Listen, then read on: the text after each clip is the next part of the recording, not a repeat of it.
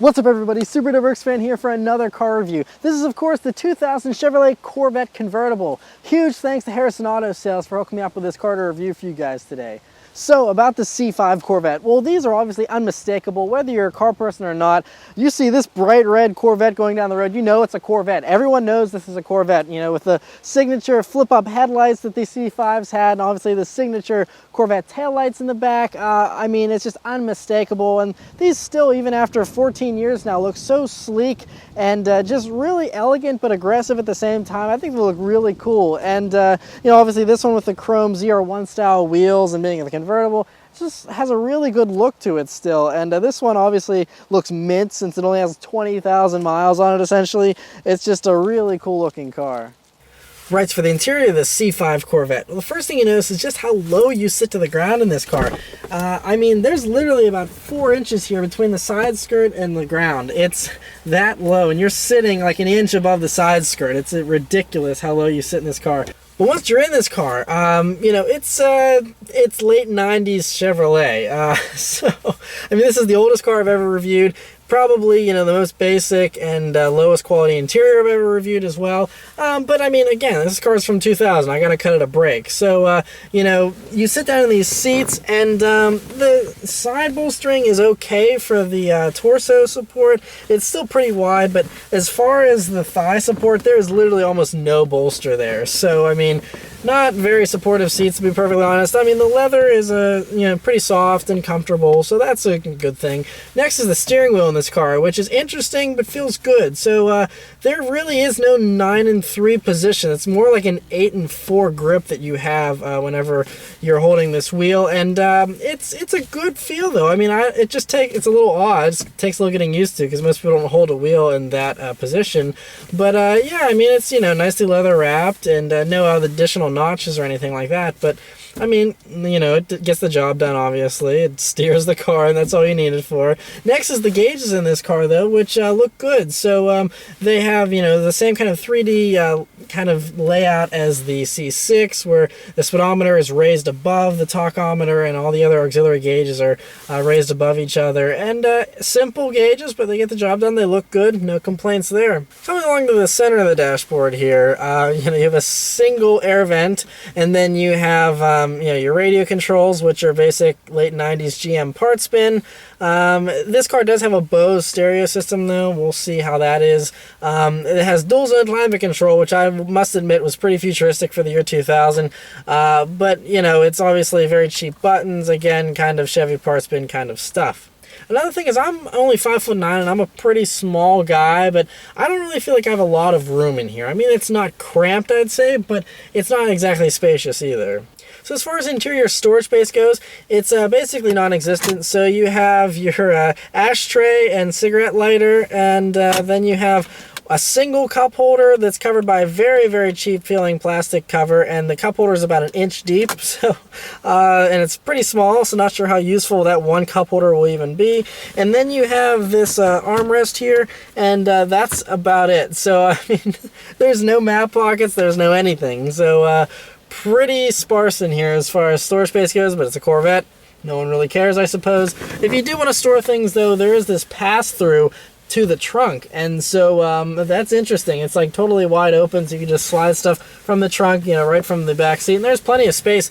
And while we're talking about the trunk is a large size. I mean, not only is it fairly deep for, you know, the amount of room that you have, but it's very long, and you can fit a good amount of stuff. And like I said, with a pass-through, it's, you know, fairly versatile. The only thing is there's no protection, so if you slam the brakes, all the crap from the trunk could very well just come right into the cabin. And to get to that little cubby, you know, behind the seats, this just tilts forward freely. I'm not pulling any lever or anything, so I mean, you know, it's just different. So yeah, just you know, obviously a dated interior, but you know, given the year, it's not bad actually. Alright, so start up and go for a drive. Obviously, this car, being from 2000, just has a basic key. Slip it in, start it up, and it roars to life. Now, this one is a fairly loud. It has an SLP intake on it, I believe a BBK throttle body, plus it has an aftermarket exhaust on it. Not sure of the brand of that, but yeah, it's loud, and it's going to be interesting to drive, I'm sure.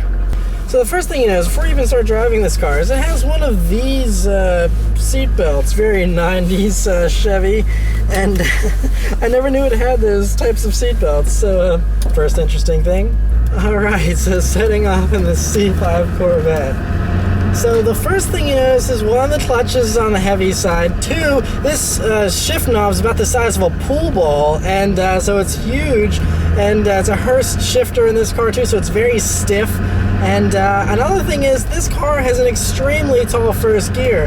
I mean, I'm cruising along here at 10 miles an hour on this park road, and I'm still just barely turning over like 1500 RPM. So I mean, it's very tall gearing for first gear. Another thing is, okay, the visibility is really good in this car. So the hood sits nice and low, even lower than you're sitting, amazingly. And so you have a very good view forward, large windshield. Side windows are very good. Obviously with the convertible, there's a slight blind spot there, but obviously if you have the top down, then you wouldn't have that issue. But it's not such a big blind spot with the mirrors and stuff. You can still see out okay. Another thing is, while we're on this bumpy park road, it's, the suspension is actually not too bad. It's better than I was expecting it to be. Now, it's no luxury car, but, it's soaking up the bumps fairly well. It's not beating me up too badly. One thing is, though, you can really hear that engine, even when you're not going fast. I wouldn't really consider this a quiet car. I mean, you're fairly well insulated, from the outside sounds aside from the engine, but obviously that's probably a lot has to do with the aftermarket modifications done to the engine. Even though it's not a huge list, just the intake probably makes this a lot louder than stock. But yeah, I mean, overall though, it's actually a good driving position. I actually really like the way that I feel driving this car. It's pretty cool. Alright, so let's turn on to this back road here, see how it does.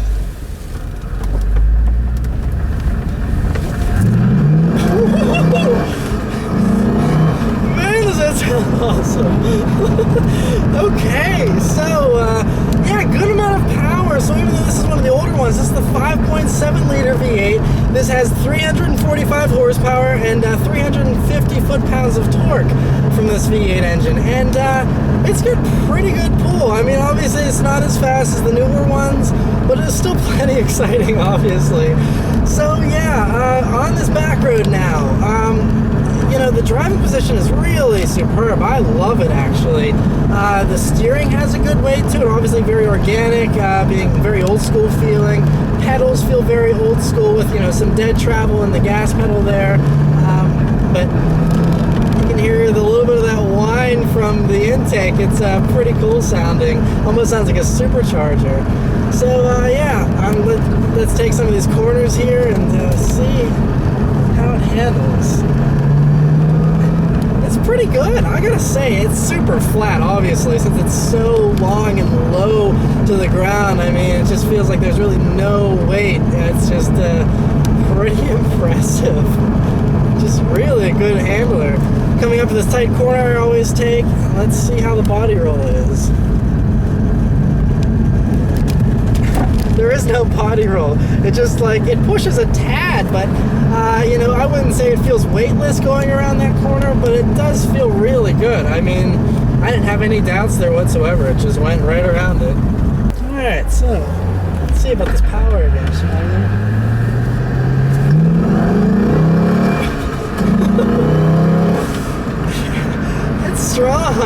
Strong for sure. Just, it's plenty to have fun in.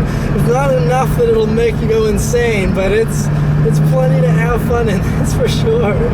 Oh man. So now we're just cruising sedately here on this standard road, and it's really comfortable. It absorbs all the minor imperfections of the road, and it's really a nice, comfortable car for cruising. Really like it. Like I said, the driving position is great. You kind of can see the fender flares and just the shape of the hood. It's a very cool look, and it's a fun car to drive. It's really, I don't know, for some reason I kind of had a few hesitations about these cars. I was like, yeah, I don't know. but it's actually really good. And I mean, one that's, you know, only has like 20,000 miles like this one does, it feels really tight and everything still. Nothing feels loose or dated. It doesn't feel like it's really 14 years old, aside from, you know, the substandard interior quality. But I mean, everything is still tight and, you know, feels good. And I gotta say, even all these years, it's still a very fun car to drive. But yeah, I'm gonna drive this car around for a little while longer here, and I'll come back and give you some updated impressions.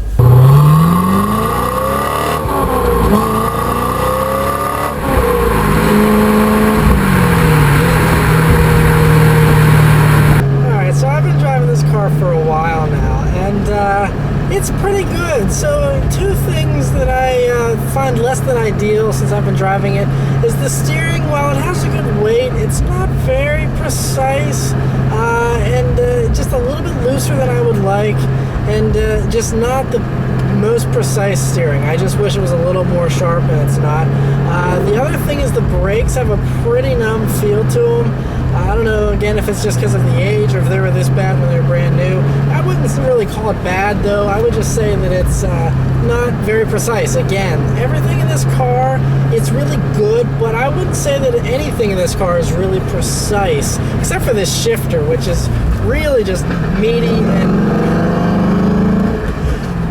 just, it's a Hertz shifter. It's very stiff. And obviously that's aftermarket. You can obviously just use the looser stock shifter if you would prefer. Another thing though, while I've been driving this car, is I tested out the Bose stereo system.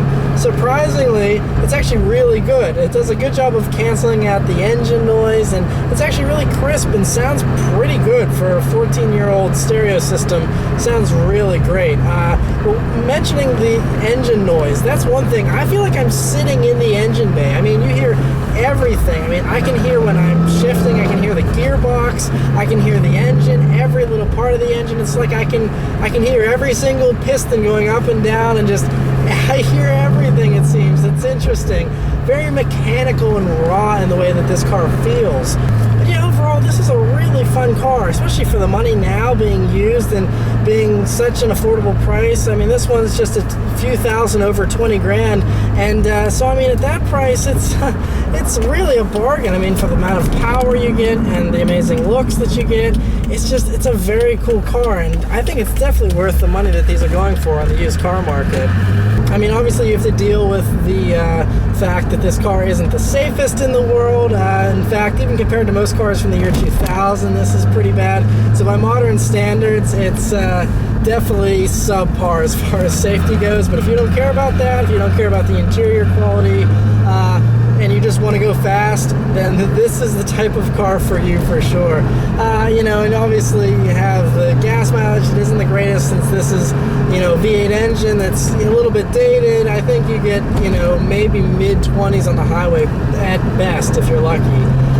So even though it's not a super high horsepower number, it's not the most efficient with the size. But yeah, I mean, overall though, you know, if none of those negatives bother you, none of the stuff that I mentioned bothers you, then like I said, overall it's still a really fun car. It has an excellent driving position, and everything is pretty good as far as, you know, nothing is excellent, I would say, but everything is pretty good in this car, the way it drives. So yeah, not the most refined car in the world, but all things considered, it's really a great car. And so yeah, this one is available from Harrison Auto Sales. If you're interested in it, definitely there's more info in the description below, and you can give them a call, you know, and they'd love to hook you up with it. And one more little acceleration.